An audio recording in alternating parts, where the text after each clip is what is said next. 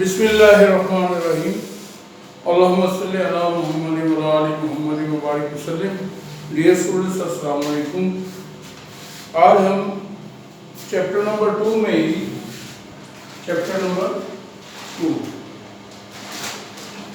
Pakistanis کے chapter number 2 میں بنیادی جمہوریتوں کا نظام، بیسک ڈیموکریٹک سسٹم جو ہے ان 1959، اس کو ڈسکس کریں گے.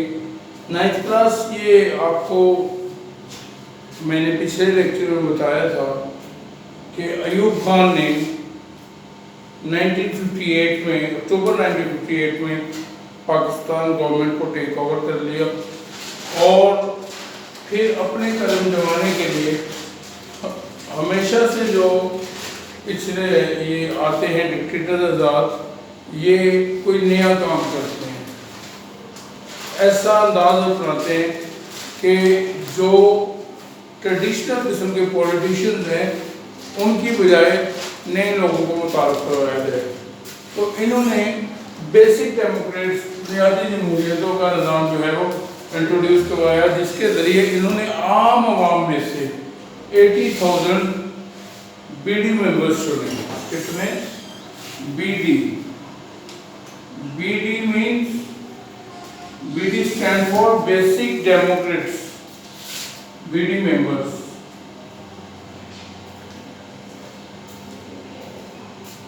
ان کی تعداد کتنی تھی؟ 80,000.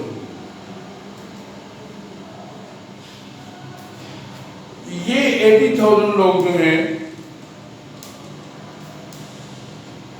وہ دیہی اور قصبوں میں اور چھوٹے جو قصبے وغیرہ ہیں یا ٹاؤن لیول پر چھوٹی چھوٹی یونین کونسلیں بنا کر وہاں سے چنیں گے. بیسیکلی ایوب خان جو ہیں وہ سیاست میں بہت قریب ہیں. پچھلے جو ادوار حکومت تھے ان میں یہ بطور ڈیفینس منسٹر وزیر دفاع رہ چکے تھے، اور انہوں نے سیاست کو بڑے قریب سے دیکھا ہوا. یہ جو ہے جانتے تھے کہ کہاں کہاں جو ہے پولیٹیکلی ڈیفیشنسیز ہیں. فرسٹ آف آل تو انہوں نے صدارتی نظام نافذ کر کے سارے اختیارات اپنے آپ میں لے لیے، اور پھر اپنے اقتدار کو مضبوط کرنے کے لیے یونین کونسل، تحصیل کونسل، ضلع کونسل اور ڈویژنل کونسل کی سطح پر ممبران جو ہیں وہ چنے. انہوں نے جب یونین کونسل بنائی تو یونین کونسل جو ہے بہت سارے دیہاتوں پر مشتمل تھی، اور 5,000 سے لے کر 10,000 تک کی آبادی کی نمائندگی کرتی تھی. یعنی ایک جو یونین کونسل ہے، یونین کونسل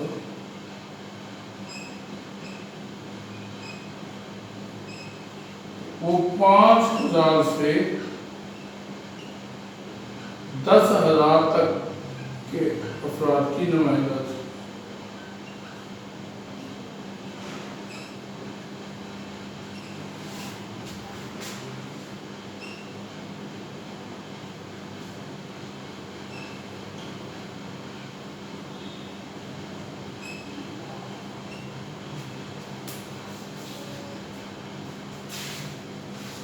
ہر 1,000 فرد میں سے ایک بی ڈی ممبر بنتا تھا. 1 بی ڈی ممبر، ایک بی ڈی ممبر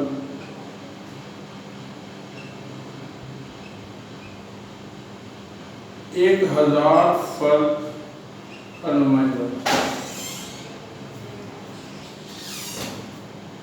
لہذا جن یونین کونسلوں میں آبادی کی تعداد 5,000 تھی وہاں پر 5 بی ڈی ممبر، اور جن یونین کونسلوں میں 10,000 تھی وہاں سے 10 بی ڈی ممبر بنتے تھے. اور پھر یہ بی ڈی ممبر جو ہیں وہ اپنا ایک چیئرمین منتخب کرتے تھے جو کہ یونین کونسل کا سربراہ کہلاتا تھا. اور یہ بھی ایک بڑا جو ہے وہ کٹھن سا مرحلہ تھا. لوگ اپنے ذاتی تعلقات کی بنیاد پر یا پیسے کے زور سے یا ڈونس کے ذریعے چیئرمین بن جاتے تھے، دوسروں کو کسی بھی طرح سے موٹیویٹ کر دیتے تھے.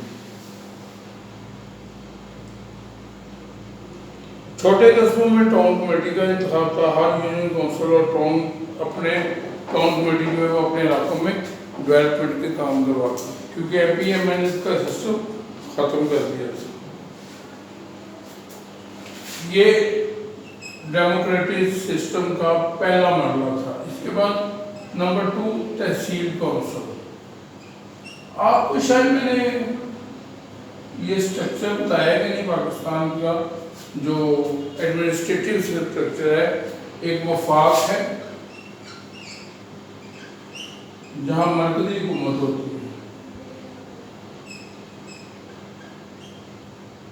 مرکزی حکومت 2 طرح کے لوگوں کے پاس ہوتی ہے، ایک الیکٹڈ ممبرز پارلیمانی سسٹم ہے، اور دوسرا ہمارا ایڈمنسٹریٹو سسٹم ہے، چیف سیکرٹری، وفاقی سیکرٹری، یہ سارے لوگ۔ اس کے بعد وفاق کے بعد صوبے میں صوبائی حکومتیں ہوتی ہیں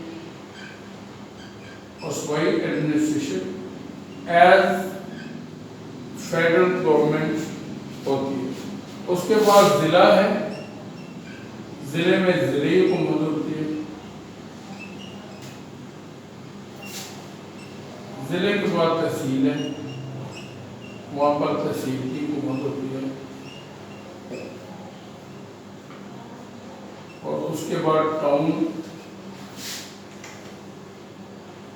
یا دہلی یونین کونسل،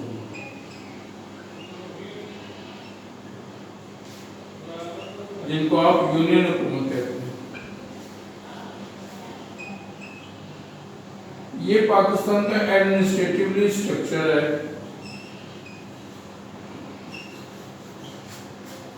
جس کو میں نے بڑے اختصار کے ساتھ، چونکہ آپ کے ٹاپک میں اس کی وضاحت تھوڑی سی چاہیے تھی، بہت زیادہ نہیں چاہیے، تو جتنی چاہیے اس میں نے بتا دیا۔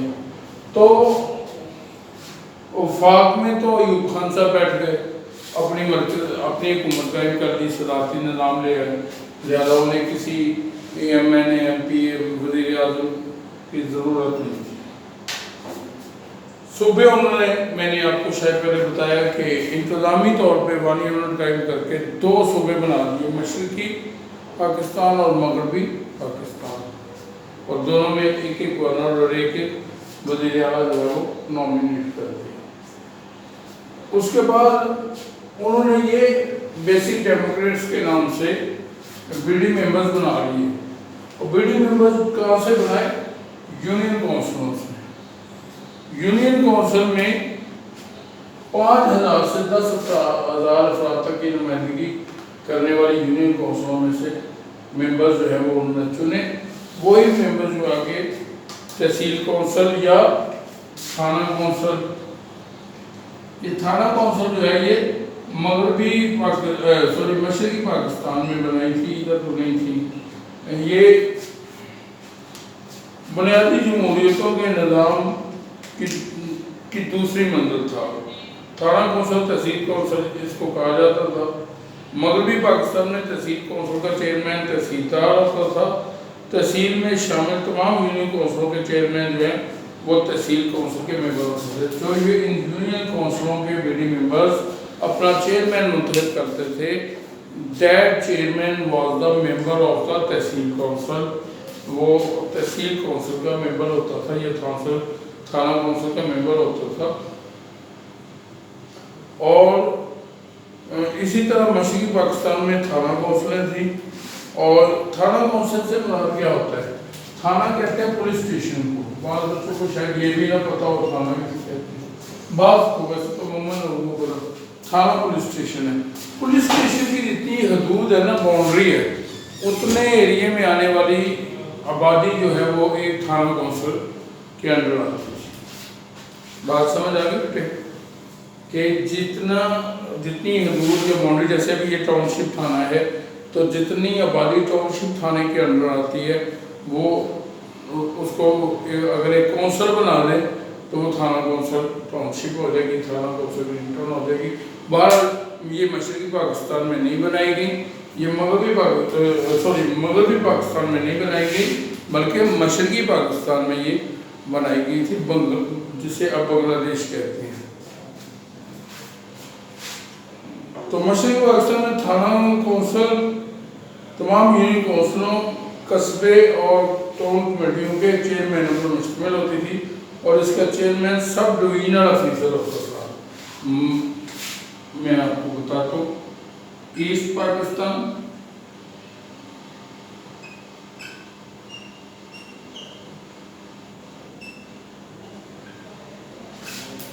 वेस्ट पाकिस्तान।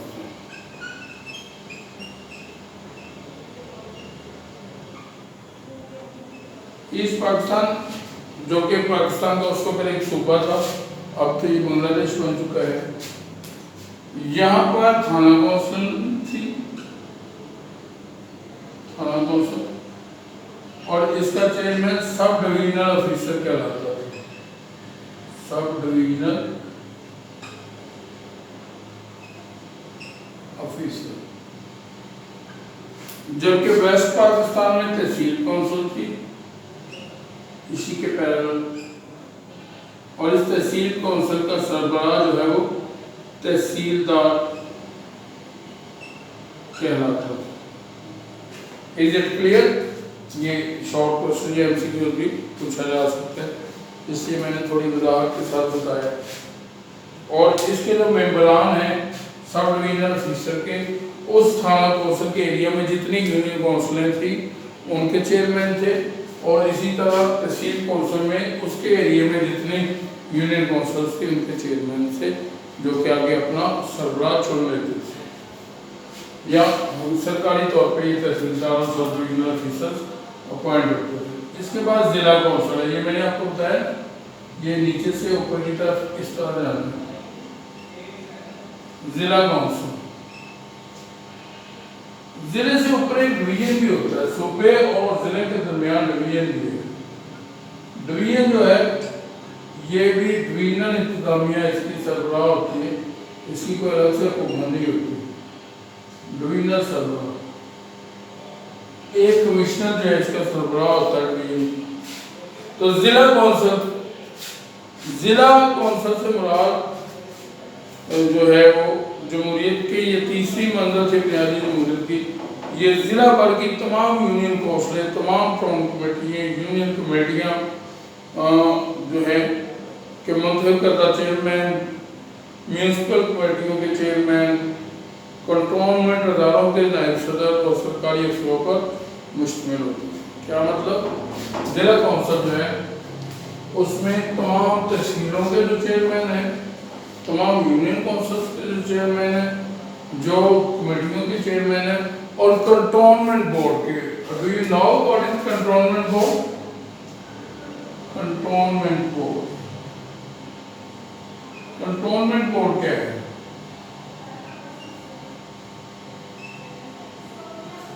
ये जो आर्मी के अंडर आबादी वाले इलाके आते हैं ना, आर्मी के छावनियों के साथ साथ, या आर्मी के ज़ेरे असर जो इलाके आते हैं आबादी वाले, दैट्स कॉल्ड कंटोनमेंट बोर्ड, जिसको छावनी एरिया भी कहते हैं।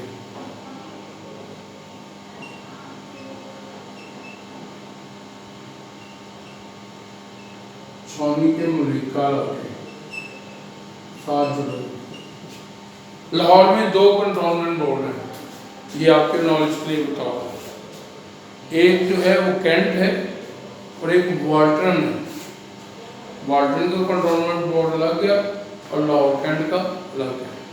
तो ये 2 कंटोनमेंट बोर्ड, यहाँ पे 2 छावनियाँ हैं, बड़ी छावनियाँ 2 बार।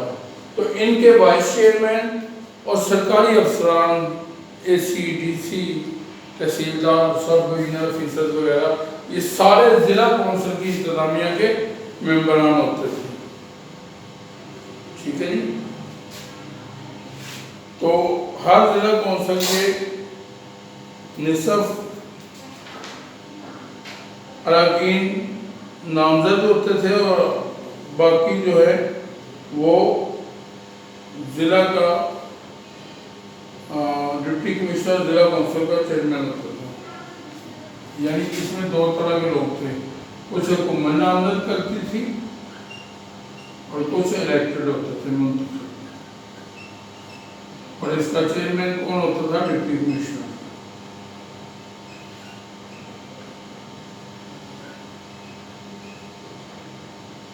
اصل میں یہ کوئی جمہوری دور نہیں تھا یہ کہ کچھ عوام کو ساتھ ملانے کا طریقہ تھا. اصل تو یہ ڈکٹیٹر کی حکومت تھی, تو وہ موسٹلی جو ہے اس کے چیئرمین جو پاورز والے پرسن ہیں وہ سرکاری افسران کو ہی لگاتا تھا. ٹھیک ہے. اس کے بعد آ گیا ڈویژنل کونسل.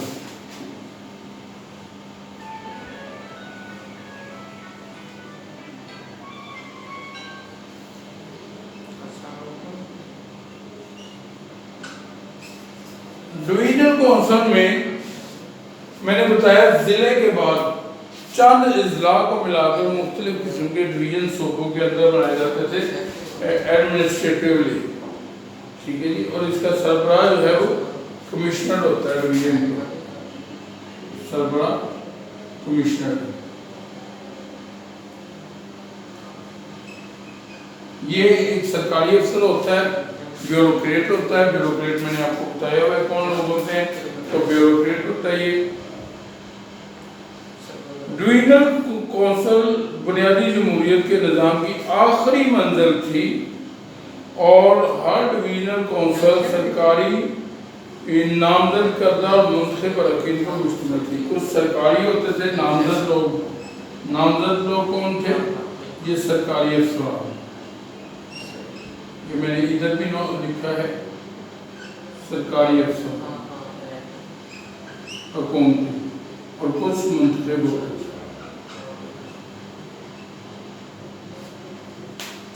ان لوگوں پر مشتمل یہ ڈویژنل کونسل ہوتی تھی اور ڈسٹرکٹ کونسلوں کے چیئرمین جو ہیں وہ بھی یہ جو ضلع کونسل کے چیئرمین ہیں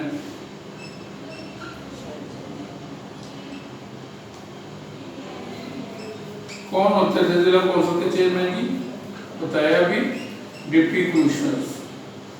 ڈپٹی کمشنر اس کے ممبر ہوتے تھے.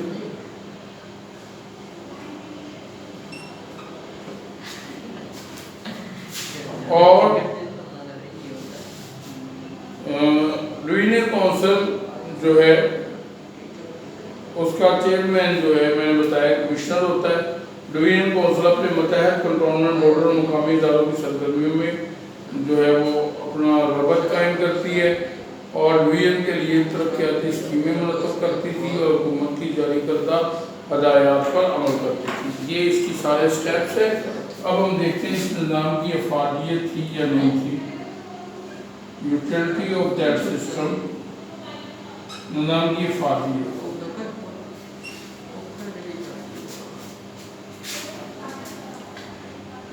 اس نظام کا مقصد عوامی سطح پر لوگوں کے مسائل حل کرنا تھا. اس نظام میں گاؤں اور محلے کی سطح پر عوامی نمائندوں کا انتخاب کیا جاتا تھا. یہ عوامی نمائندے اپنے علاقے کے مسائل سے بخوبی آگاہ ہوتے تھے اور عوام کو جواب دہ بھی ہوتے تھے. اصل میں نے بتایا کہ چونکہ لوکل لیول سے بندہ جیتتا ہے الیکشن, گلی محلے سے تو ہر بندہ اس کو جانتا بھی ہوتا ہے, اس تک اپروچ بھی آسانی سے ہوتی ہے, تو ہر بندہ جواب دہ ہو جاتا ہے. اس نظام کے قیام سے لوگوں کے بنیادی مسائل کی طرف توجہ دی گئی اور ان کی سماجی اور فلاحی بہبود کے منصوبے بھی شروع کیے گئے. جنرل ایوب خان نے بنیادی جمہوریتوں کے نظام کا حکم نامہ 26 اکتوبر 1959 کو جاری کیا. یہ بہت ضروری ہے, اس کو ایم سی کیو کے طور پر لکھیں. 26 اکتوبر 1959 یہ شارٹ کوسچن یا ایم سی کیوز کے طور پر اس کو دیکھیں. بنیادی جمہوریتوں کا نظام کب نافذ ہوا؟ When was imposed the basic democratic system? 26 اکتوبر 1959. ٹھیک ہو گئی, جس کے نتیجے میں دسمبر 1959 اور جنوری 1959 میں ملک میں انتخابات ہوئے اور جن میں 80,000 نمائندوں کو منتخب کیا گیا. میں نے بتا دیا 80,000 ریڈی ممبرز بن گئے اور فروری 1960 میں ان نمائندوں نے جنرل ایوب خان پر اعتماد کا اظہار کیا. اس طرح 17 فروری 1960 کو جنرل ایوب خان نے صدر پاکستان کی حیثیت سے عہدہ اٹھایا. ان نمائندوں کی مدد سے ایک ڈکٹیٹر صدر پاکستان بن گیا اور یہ یونین کونسل، تحصیل کونسل، ضلع کونسل، ڈویژنل کونسل جو ہے یہ سارے کے سارے اس سسٹم کا حصہ تھے۔ اس کا فائدہ سے بھی ہوا کہ یونین کونسل سطح سے الیکشن جیتنے والا بندہ اپنی گلی محلے کے لوگوں کو سپورٹ کرتا تھا۔ یہ ممبر کیا کراتا تھا؟ ڈیوٹی ممبر۔ یہ بھی ایم سی کیو ہے۔ کتنے افراد پر مشتمل تھی؟ 5 سے 10,000۔ سب کونسل، تھانہ کونسل، تحصیل کونسل کا سربراہ، سب ڈویژنل افیسر اور تحصیلدار، ڈپٹی کمشنر، ضلع کونسل کا سربراہ تھا اور ڈویژنل کونسل کا سربراہ کمشنر ہے۔ یہ سارے ایم سی کیو اور شارٹ کوسچن کے طور پر دیکھیں۔ اللہ تعالیٰ ہمارا آمین ناصر ہو۔ Thank you.